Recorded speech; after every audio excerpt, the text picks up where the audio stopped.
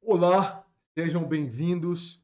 Mais uma aula para a gente passar o trator sem dó nem piedade, rumo à aprovação. O tema de hoje é bastante interessante, tá fresquinho, acabou de sair do forno.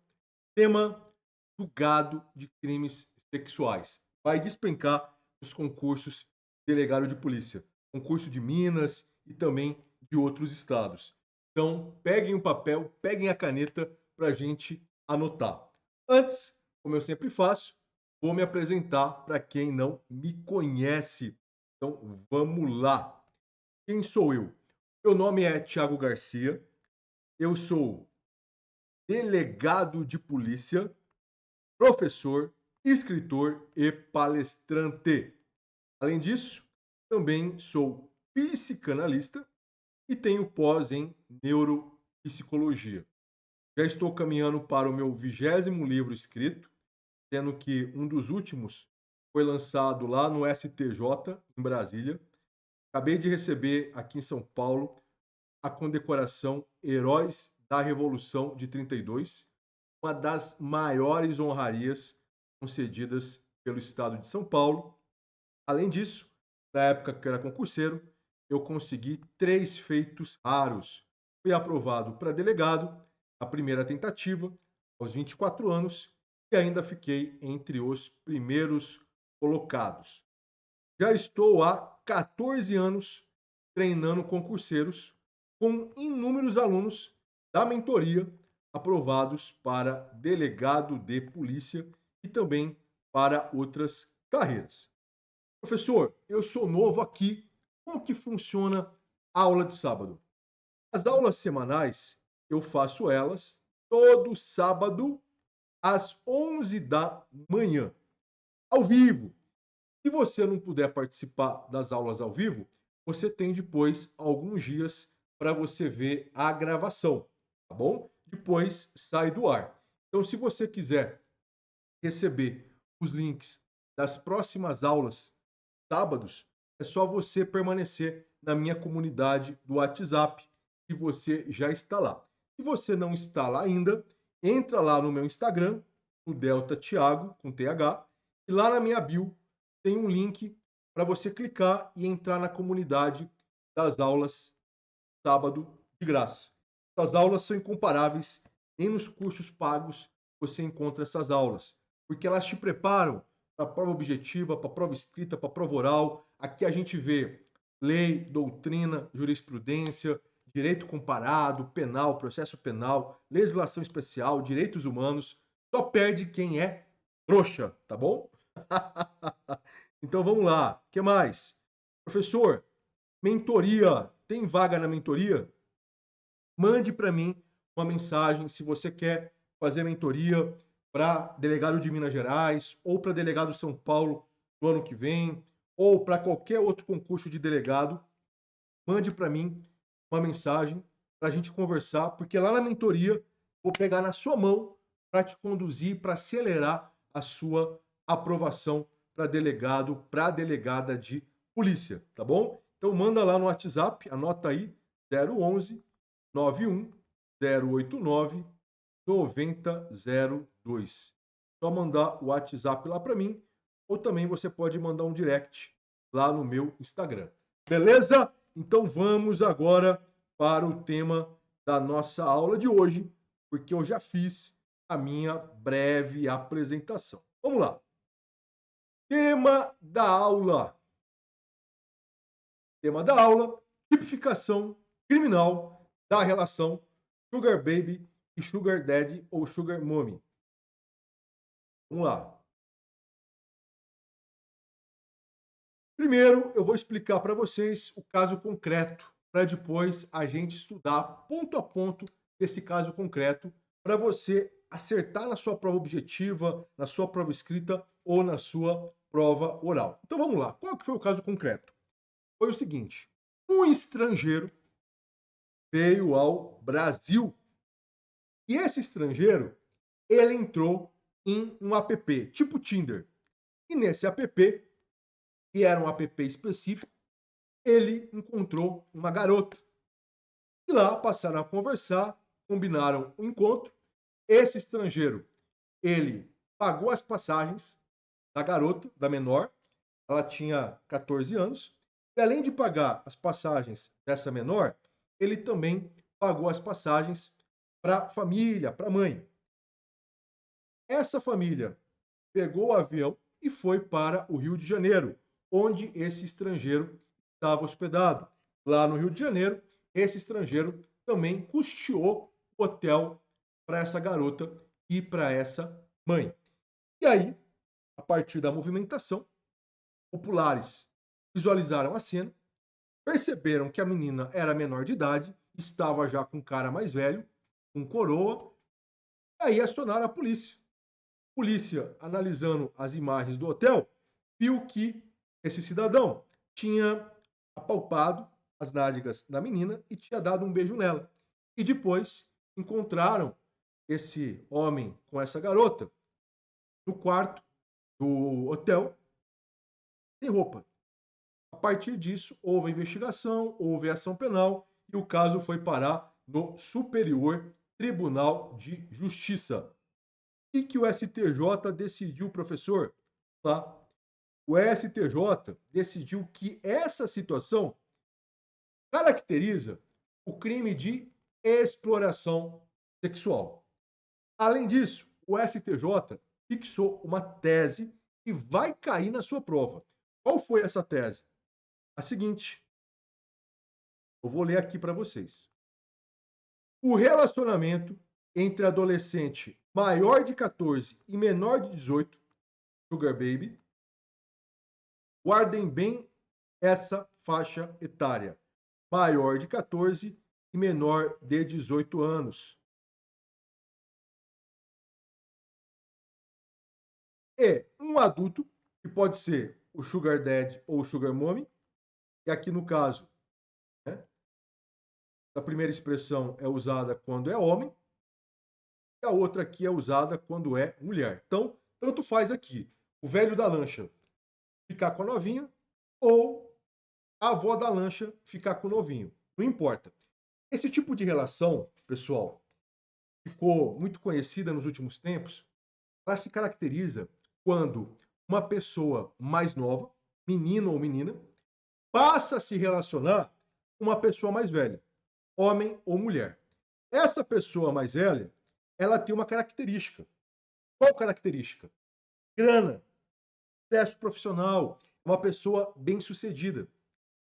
E aí essa pessoa bem-sucedida, ela passa a oferecer benefícios e vantagens para outra pessoa mais nova, como por exemplo, presentes, viagens, restaurantes, hospedagens, joias, eletrônicos, enfim. Essa pessoa mais velha passa então a dar vantagens econômicas em forma de benefícios, passeios, viagens, presentes. Então, essa é a relação. A parte mais velha entra com o dinheiro, entra pagando as coisas, dando presentes, e a outra parte, a parte mais nova, vai entrar com a questão sexual, vai entrar com o sexo. Conjunção carnal, outros atos libidinosos. Então, é uma relação na qual a troca prevalece essa troca. Cada um sabe ali o papel que está exercendo. Uma pessoa sabe que está entrando com o dinheiro, a outra pessoa sabe que está entrando com prazer, com um corpo. Essa é a relação, em suma, para vocês entenderem. Então, nesse tipo de relação, não há praticamente um afeto. Por quê? Porque é uma relação marcada pela troca de interesses. Um lado quer usar o outro. O lado mais novo quer usar o dinheiro do lado mais velho e o lado mais velho quer usar o corpo da parte mais nova. Então, não há, geralmente, um vínculo afetivo significativo. Geralmente, cada parte sabe ali seu papel. Bom? Então, vamos continuar aqui a tese. A cobrança nesses casos também, entre as partes, não é tão grande, é uma coisa bem marcada, sabe? Vamos lá. O relacionamento entre adolescente maior de 14 e menor de 18 e um adulto que oferece vantagens econômicas, configura o tipo penal previsto no artigo 218b, parágrafo 2º, inciso 1º do Código Penal. É o crime de exploração sexual. Porquanto essa relação se constrói a partir de promessas de benefícios econômicos, diretos e indiretos, induzindo o menor à prática de conjunção carnal ou qualquer outro ato libidinoso. Então a gente dissecou essa tese para vocês entenderem. Só que, mais que saber a tese, é necessário para o seu sucesso, necessário para a sua aprovação no concurso, você ir além. Porque se isso aqui cair numa prova objetiva e você memorizou a tese, ótimo. Mas não é tão simples assim. Porque isso aqui pode cair numa prova escrita e numa prova oral. E aí, a sua bagagem tem que ser maior, a sua bagagem tem que ser mais profunda. Então vamos ver agora os fundamentos que o Superior Tribunal de Justiça usou para fixar essa tese. Vamos lá. Primeiro fundamento que o STJ usou: questão da moral e do direito. Moral e direito. Assim, Tiago, moral e direito. O STJ falou, nesse caso, que moral e direito possuem conexões, possuem ligações. Basta lembrar das aulas que nós tivemos lá no começo da faculdade de introdução ao estudo do direito. Nós estudamos a relação entre moral e direito.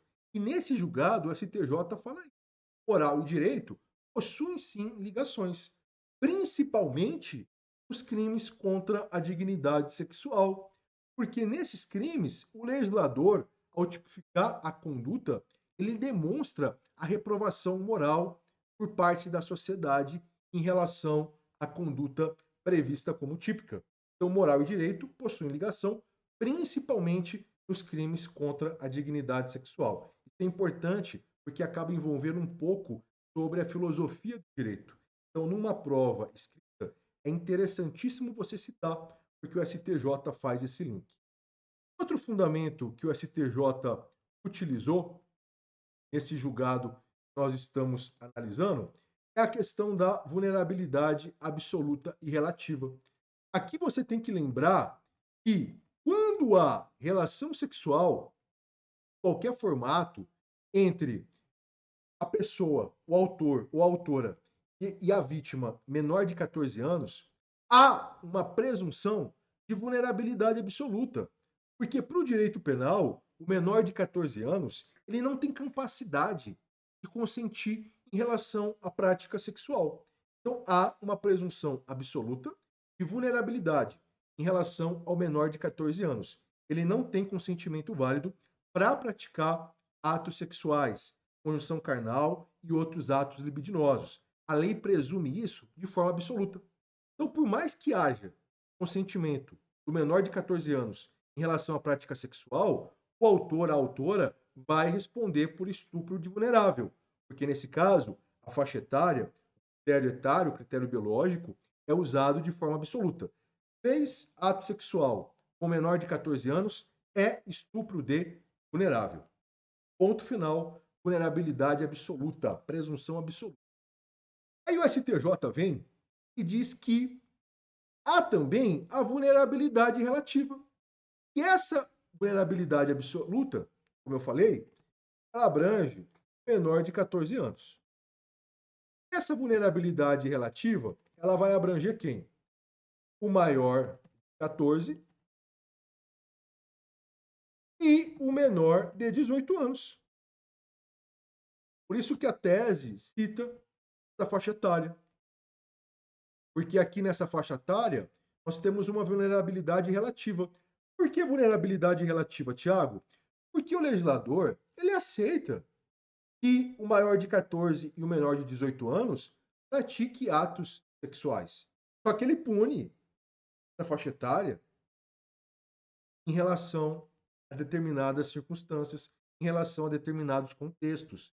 E um desses contextos é a exploração sexual. Por quê? Se a pessoa for maior de 14 e menor de 18, ela pode caracterizar aí a prática do tipo penal da exploração sexual. Então, lembrando, o legislador, no caso de vulnerabilidade absoluta, acontece quando a pessoa é menor de 14 anos. Não pode praticar nenhum tipo de ato sexual a pessoa menor de 14 anos, que é uma presunção absoluta de vulnerabilidade, e aí o autor ou a autora vai praticar o crime de estupro de vulnerável. Agora, já a pessoa que é maior de 14 anos e menor de 18, o legislador admite que possa acontecer, que pode acontecer, prática de atos sexuais envolvendo essas pessoas. Porém, contudo, entretanto, em algumas circunstâncias, essas pessoas estão envolvidas, maiores de 14 e menores de 18, dependendo do contexto, isso pode caracterizar crime de exploração sexual. Tá? Muito bem. Então, o STJ usou esses termos, vulnerabilidade relativa. O que mais que é importante você saber aqui? O STJ, ele também faz um link com o Estatuto da Criança e do Adolescente, citando principalmente lá o artigo 6º, que fala sobre a forma de interpretação em relação aos direitos da criança e do adolescente. E ao citar o ECA, o STJ cita um princípio que você deve citar obrigatoriamente na sua resposta escritural, que é o princípio da proteção integral. Então o STJ diz: embora o legislador permita que, em certos casos, é possível haver a relação sexual com pessoas maiores de 14 e menores de 18, ainda assim é necessário aplicar o princípio da proteção integral. Por quê? Porque os adolescentes nessa faixa etária, eles estão marcados por profundas transformações físicas, emocionais e psicológicas. Transformações essas que geram a necessidade de proteção por parte do Estado.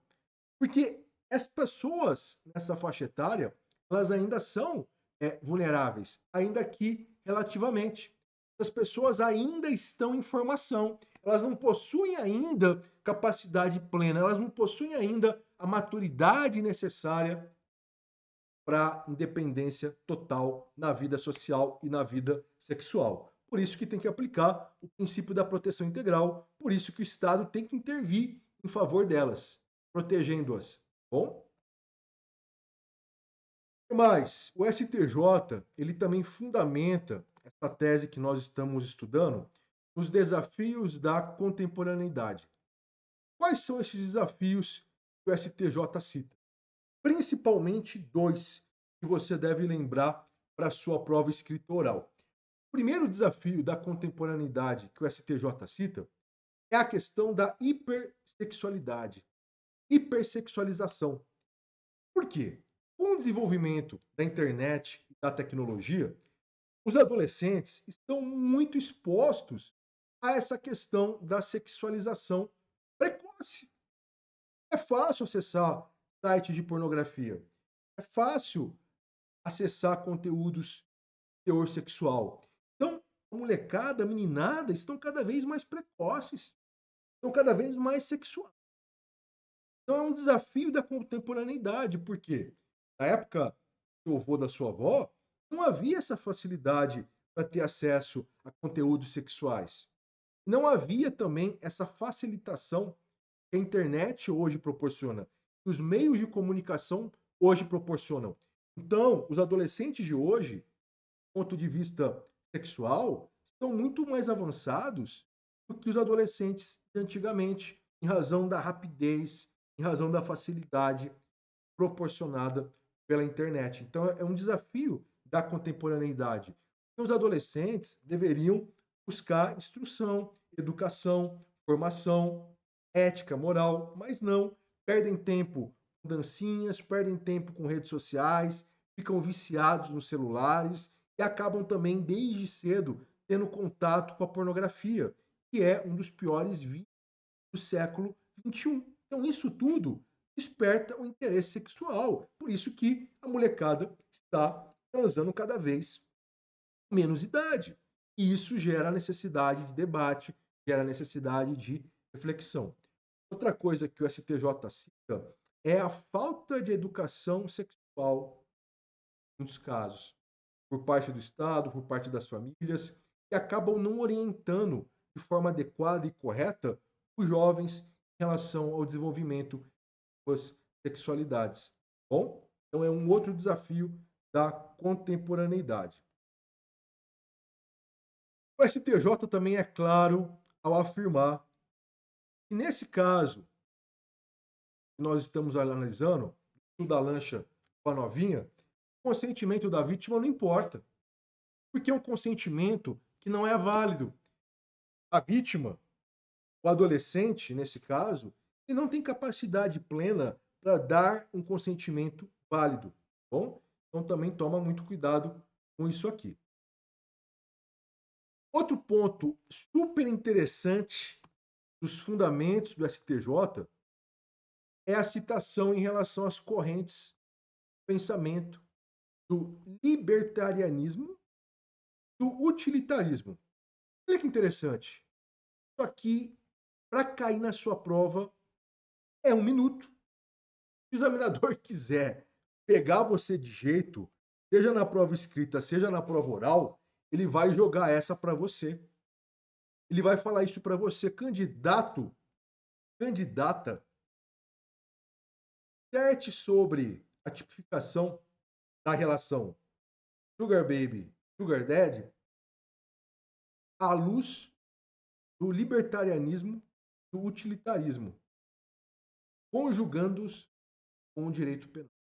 Olha que bacana, hein? A maioria das pessoas iriam rodar numa questão dessa. Por quê? Porque você tem aquele costume besta de ficar engolindo coisa de cursinho. Aí você vomita isso na prova. Essa decoreba, essa coisa enlatada. E você não aprende como forçar seu raciocínio. Você não aprende a construir conhecimento. Você não aprende a fritar os seus neurônios. Você não aprende como despertar a atenção do examinador. E aí você na prova é mais um na fila do pão. Então vamos entender isso. E essas correntes pregam? Vamos lá. Em suma, o libertarianismo prega a valorização da liberdade individual. Ora, o sujeito é livre para fazer o que ele deseja. Então, sobre a ótica do libertarianismo, nós poderíamos levantar a seguinte questão. Ora, se o sujeito é livre para fazer o que ele quiser, se a liberdade pessoal deve ser consagrada, deve ser valorizada, por que eu vou implicar com a relação do tio da lancha com a novinha? E aí vem o STJ e fala o seguinte: olha, a liberdade é importante, mas no caso da pessoa maior de 14 e menor de 18, essa pessoa ainda não tem capacidade plena para dar um consentimento válido em relação à sua liberdade, notadamente em relação à sua liberdade sexual. Nós precisamos proteger essa pessoa porque ela está em formação. Nós precisamos evitar que ocorram contra ela abusos e explorações. Por isso que nós temos que punir o sujeito com crime de exploração sexual e acontecer o contexto aqui exposto, tá? Então o STJ ele rechaça, ele afasta a tese do libertarianismo. Outra tese que o STJ afastou foi do utilitarismo. O que prega o utilitarismo, em resumo, em suma? A maximização da felicidade. É isso que prega o utilitarismo. Então, ora, se a novinha está feliz, se ela está passeando na lancha, se ela ganhou bolsa Chanel, não sei o que lá, aí ela está feliz. Maximização da felicidade. Você não pode intervir, Estado. Aí vem o STJ e fala: não. Ainda que ela esteja ganhando benefícios imediatos, diretos ou até indiretos, ainda que ela tenha um benefício imediato, a longo prazo, isso vai gerar prejuízo para ela. Isso vai gerar para ela danos emocionais, psicológicos. Então aqui não há que se falar em emprego dessa corrente do utilitarismo. Tá? Olha que interessante. Isso que é aula foda, hein? Só que você não vê em nenhum lugar. Só com essa aula, você mata qualquer questão sobre esse tema. Na prova objetiva, na prova escrita, na prova oral, você nem precisa perder tempo lendo julgado, porque quem lê julgado hoje em dia? Quem lê um acórdão de 10 páginas, de 20 páginas, 30 páginas? Ninguém. As pessoas estão cada vez mais preguiçosas. Então, com essa aula, eu estou fazendo você economizar tempo, tá? E aqui, muito cuidado. Por que muito cuidado? Porque a tipificação, a criminalização desse tipo de relação, sugar baby, sugar daddy, deve ser avaliada no caso concreto. Por quê? Porque se os envolvidos são maiores de idade, se não há nenhum abuso, nenhuma coação, e de livre e espontânea vontade eles entram nessa relação, e há um combinado entre pessoas maiores e capazes, não há crime. Então, por exemplo, a menina lá, bonitona, gatona, tal, e a menina de 19 anos, ou de 18 anos, ela resolve que ela quer o velho da lancha. Não se importa em entrar com o sexo, e o velho da lancha sabe que ela está com ele por interesse, ele não importa em dar presente para ele, ele não se importa. Ele quer a parte sexual só. Então, nesse caso, se é um combinado entre pessoas maiores e capazes, não há coação, se não há abuso, ainda que seja uma relação sugar baby, sugar daddy, não há crime. Não há crime. Quando que vai acontecer crime? Quando pessoa mais jovem, ou maior de 14 e menor de 18. Aí, no contexto exposto na tese, haverá crime de exploração sexual. Então, toma cuidado com isso. Tá? E aqui uma reflexão importante para a gente pensar. E a pessoa que tem, por exemplo, 17 anos e 11 meses de vida e resolve entrar nessa relação. Será que, sob a ótica da intervenção mínima do direito penal, será que, sob a ótica de outros princípios do direito penal, é lícito ao Estado se intrometer nisso? Imagine a pessoa que nem parece que tem 17 anos, que parece que já é uma mulher de 30 anos, escolheu aquilo para a vida dela, está com 17 anos e 11 meses, decide entrar nessa relação. É justo punir o outro lado com a pena privativa de liberdade grande, significativa nesse caso? Então, depois de um mês, depois que ela completar 18, pode, mas um mês antes não pode. Perceberam que nos casos concretos nós enfrentaremos alguns dilemas? Não estou falando nem que sim, nem que não, nem que é certo, nem que é errado. Eu estou levantando para você essa reflexão, porque é importante você não se comportar como bocó, como bobo. É importante você aprender a construir raciocínio, porque hoje em dia, com a mecanização, hoje em dia, na era da internet, pessoas estão ficando cada vez mais burras, porque estão perdendo a capacidade de raciocinar. Então eu deixo essa reflexão para você, bom? Se você gostou dessa aula, depois que acabar a aula, volta aqui e deixa um comentário, porque isso é importante para eu me manter motivado para continuar fazendo esse trabalho foda que é espalhar esse conhecimento. E quem quiser anotar o número do julgado, tá aqui o número do julgado, bom? Então é isso. Até a próxima aula. Bora passar o trator e se preparar para a guerra. Valeu!